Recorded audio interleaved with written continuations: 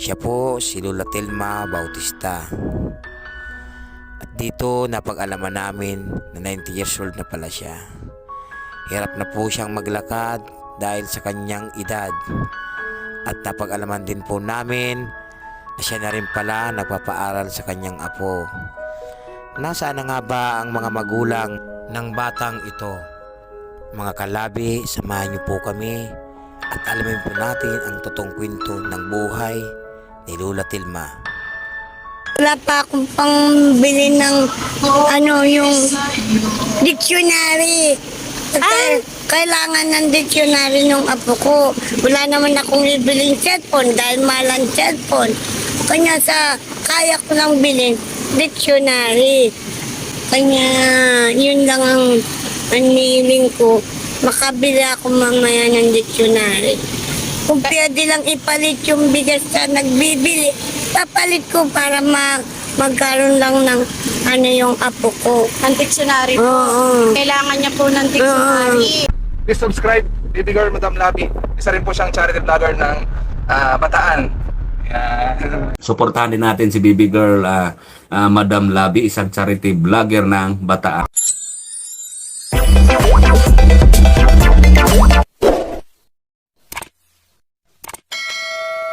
Isang mapagpalang araw po sa ating lahat mga kalabi.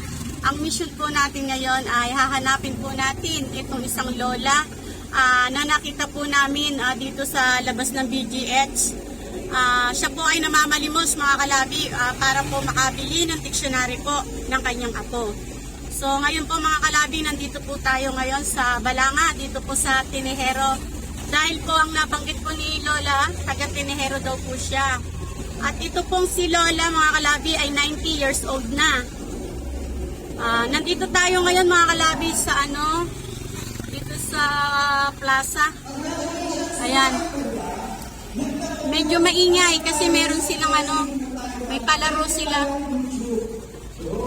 Ayan. Ay mga kalabi, magtatanong-tanong muna tayo rito. May wala tayong maparkingan? May palaro ba rito? Magkano tayo paparkingan dito? O sige, aabang kita. Mukhang merong ganap dito sa kanilang may palaro. Oh, magdalaro daw ng ng red na sombrero. Ay, ako red ako sombrero! Magdalaro ng red na sombrero, nakarit ako sombrero.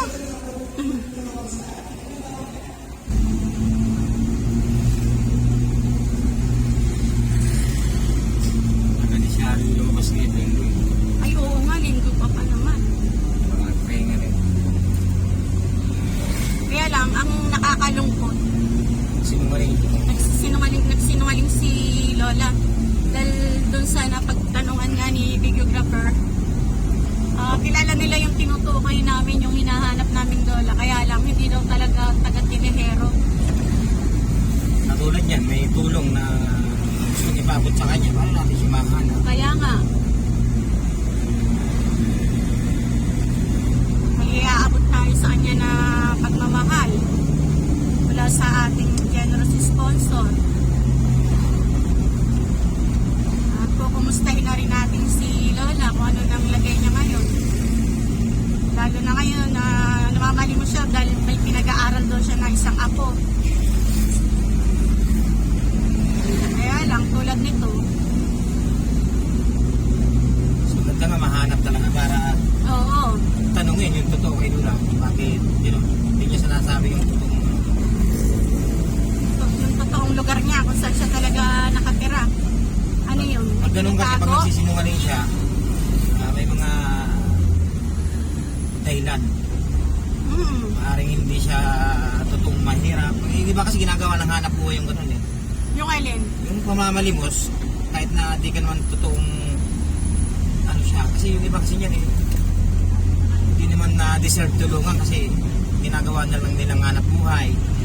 Yung pag pumunta sa bahay nila, okay naman yung pamumuhay nila. Kasi nga, yun ang naging Kumbaga kasi hanap buhay na nila, nakasanayan na nila. Kasi easy money. easy money. Diba? Kaya nga sa katayuan ni Lola, dahil matanda na siya, hindi mo pag-iisipan, nagagawa siya ng ganun. Pero tignan din natin. The best talaga Oo. dyan, sana mahanap. Kasi maaaring nagsinungaling lang siguro si Lola dun sa tirahan niya. Kaya nga lang, syempre, hindi rin yung maganda. Gaya niyan.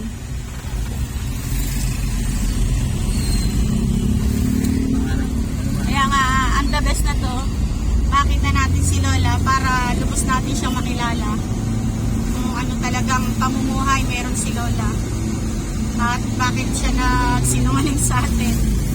Kompleto pa yung binigay niyang address nung tinanong ko siya kung taga saan siya Wala naman daw ma-OB dyan Wala ring maobe. Oh, kita mo nga, walang maobe. Miranda, Tinihero. Hindi kaya parang malimal, parang minsan ganun din pag mga lola na nagiging ano na rin parang nag-uulyanin, ganun. Yung binigay niyang address ay hindi naman siya daw talaga taga roon. Ang natanungan mo ba yung tanod doon? Oo. Barangay. Nakaduty Sa barangay hall mismo ako nagtanong. Sa barangay hall mismo. Hindi ang natin kanina may palaro. Barangay hall yun. Sa may court nila. Ayan mga kalabi, talagang wala si Lola. O baka hindi lang siya rin lumabas na yung araw na to, no? Dahil linggo. At grabe, sobrang init, oh. Kasi magtatanong natin siya. Sakaling taga-rito nga pala siya. Oh, baka maaaring gano'n kasi di ba nabandahan natin si Lola rito? Santa Rosa, hindi kaya baka taga Santa Rosa si Lola. Ayan mga kalabi, nakapagtanong na rin dito si Big Robert dito sa Santa Rosa. Hindi raw nila kilala si Lola? Hindi raw nababanda rito? Hindi rin daw? Hindi nila kilala. Oo. Ayan mga kalabi, pabalik na naman po tayo. Nakapagtanong po tayo dito sa Santa Rosa. Hindi raw po talaga rin taga rito si Lola Telma, pero nakikita raw po nila ito sa Balanga talaga, sa Tinihero daw. Kaya ayan mga kalabi, babalik po tayo sa Tinihero. Iikutan natin dito sa lalagpasan natin itong hospital, kung saan po natin nakita si Lola. Sana nga po hindi nagsisinungaling si Lola, no? Baka namamali lang. Ito, last na ikot na natin to, videographer. O kasi nanggaling na tayo sa Tinihero kanina, umikot na tayo ng Toyo, tapos pumunta pa tayo ng Santa Rosa, talagang wala si Lola. So babalik ulit tayo ng Tinihero kasi doon talaga nila tinuturo si Lola. Doon daw lagi nilang nakikita. Sana makita na natin si Lola. Dahil po kaya po natin siya hinahanap dahil po meron pong papaabot ng pagmamahal sa kanya, ang ating generous sponsor po. Sana naman makita natin si Lola para makumusta na rin natin sila. Nandito na tayo sa sa Robinson.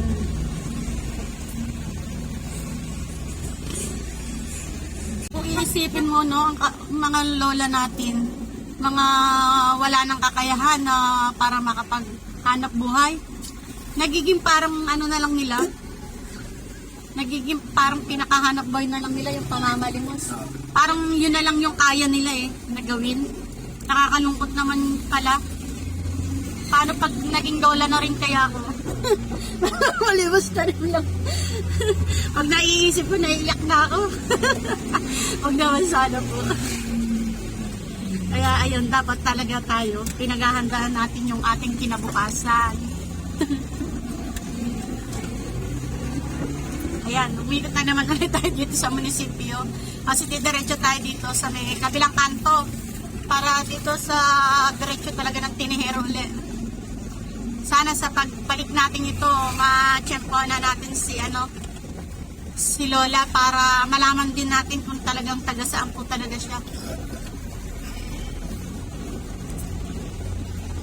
Pero sabi naman ng ng ating napagtanungan ni videographer na tanod, pero taga rito si Lola. Pero dito namamalimos sa lugar nila. Dito lang daw namamalimos. Oo. Kaya dapat talaga the best nagsasabi ng totoo.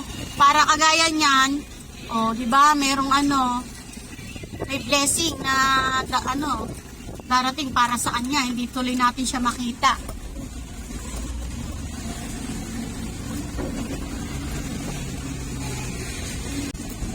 Kaya malapit na tayo dito sa malapit na naman ulit tayo rito sa nila, sa barangay hall uli ng Tinehero. Sa may hospital natin. Oo, diretso na natin to. Ayan. Hanggang ngayon may palaro pa rin. Ano ba rito? Magpe-fiesta ba rito? May palaro sila eh. Kaya malapit na tayo mga kalabi sa sa hospital dito sa BGH. At dito po yung mga parkingan nila oh. Ayan na po, dito na tayo. Dito rin natin nakita si Lola noon. Follow-up check-up no ni Tatay Robert. Namataan natin si Lola rito.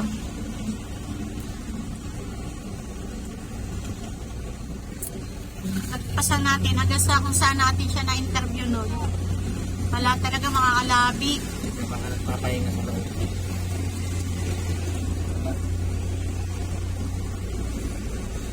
Wala, oh. Ayan, malapit na tayo dito kung saan natin siya nakausap mga kalabi.